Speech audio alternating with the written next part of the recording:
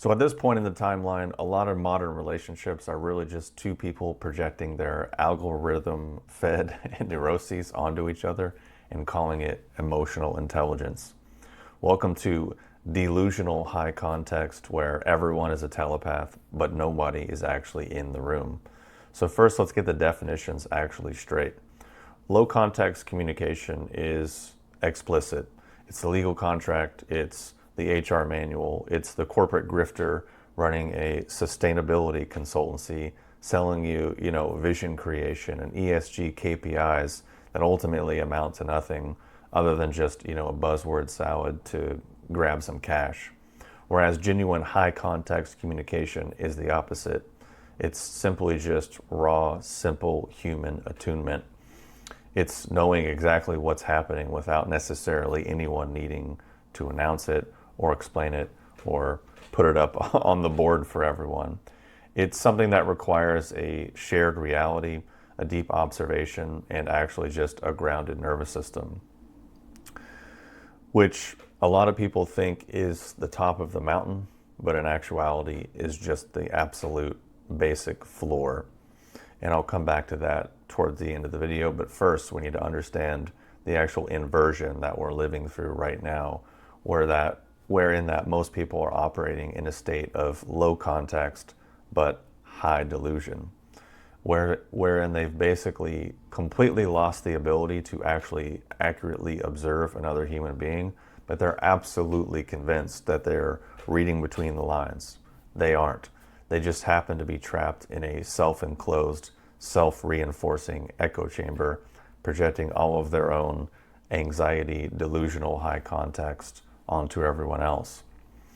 And it's more of a informational echo chamber. It's also an interpersonal one. So the person appears to be relating to other people, but in actuality, they're relating to their own pre-existing interpretations.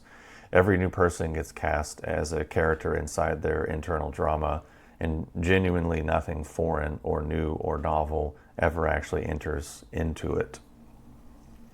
Which is why someone can spend years and decades consuming relationship wisdom or doing therapy work or self-inquiry, which in essence is just a lot of navel-gazing, but in reality, the outcome is that they become progressively worse at relationships. They acquire more language for other people while actually being less capable of genuinely encountering one. They know about all the buzzwords, but they cannot tell when a specific human being sitting in front of them is joking or not. And when you try to explain this genuine high context to the modern brain, you tend to get one of two reactions, which is reaction A. They think it's some otherworldly, grandiose, top-of-the-mountain, peak human experience, and they treat basic human ground-level attunement like it's some sort of superpower. Or reaction B, where people will automatically claim that they already do this because, I'm an empath, or I'm an HSP, a highly sensitive person, or I'm a spiritual warrior fluent in therapy speak, or I do XYZ modality or XYZ therapy, or I practice radical presence and communication. No, that's just delusion. If you have to do any of those things, it means you're not the thing.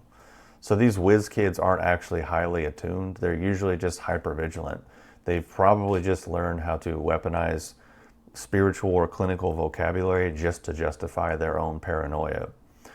So like a delayed text isn't a delayed text anymore. It's an avoidant attachment. A disagreement isn't a conflict. It's gaslighting their reality. They think they're some profound cosmic satellite dish receiving profound subtle signals, but in actuality, they're a movie projector beaming their own neuroses at you and then getting mad at you for their script. So basically, they get into this whole threat assessment algorithm that social media and all these things really fuel upon, which is that the delusional high context is exactly what the algorithm pushes. People think it's about the culture war, or they think it's about tradcon versus feminist, or left versus right, or woke versus not, or spiritual versus not, or light versus dark, or doing plant medicine or not. All these sort of things But in actuality, the algorithm doesn't care about any of it. It only cares about your nervous system, which feeds on threat assessment. So the more people get stuck in these loops, is the more hypervigilant and the more scanning for fear and paranoia and threats that they become, which is just what they end up responding to. And then that convinces people that they're hyper aware, or they're progressive, or they're spiritual, or they're woke, or they're tolerant, or compassionate, or empathetic, or all these things, when they're not. They're just stressed. And the reality of this is that genuine high context cannot be mass produced, because it depends on the person in the room in this moment now. And the algorithm can't sell you that. There's no skill, technique, method, lineage, transmission, pill, none of those things. But what people end up doing is sort of trying to get these universal decoder rings, like 7 signs he's avoidant, 5 phrases narcissists use, 3 behaviors that prove she's manipulating you.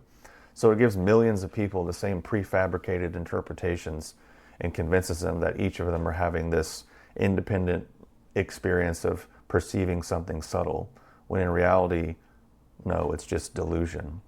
And the actual real test is that genuine high context remains permeable, it remains corrigible, because it's actually alive. And this is really the whole thing that the therapeutic industrial subscription model runs on.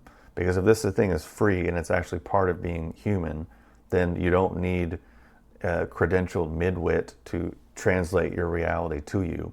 And in essence, this is just repackaged modern, or a repackaged old school sort of salvational original sin thinking, where something is fundamentally broken and wrong with you, but you can't quite put your finger on it, but you need this credentialed midwit to basically interpret it for you. So basically, coming back to what I started with earlier, talking about the floor is not the summit. It's just the grandiose framing of basic attunement is in and of itself evidence of how far the baseline has truly fallen. And what I'm describing is not some psychic fusion or flawless telepathy or anything beyond just elementary relational competence. Being able to look at a person, being able to listen to more than the literal sentence, remembering previous interactions, noticing things, inferring tentatively, responding appropriately, updating when you're wrong, and actually, again, just all of these aspects so far beyond what I even can accurately explain, that just goes into being a normal human being, which is, again, not the summit of human consciousness. It's just the minimum, basic, bare minimum equipment required to actually be with another person. And the floor is just simply that.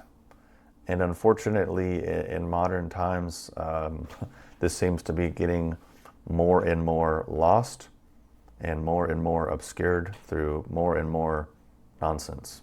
So if I had any advice, and what I choose to do for myself personally, is just go in a different direction than all of the algorithm, threat assessment, chaotic, crazy nonsense that people are getting into, and just trying to go back to normal, basic, the floor, let's just say.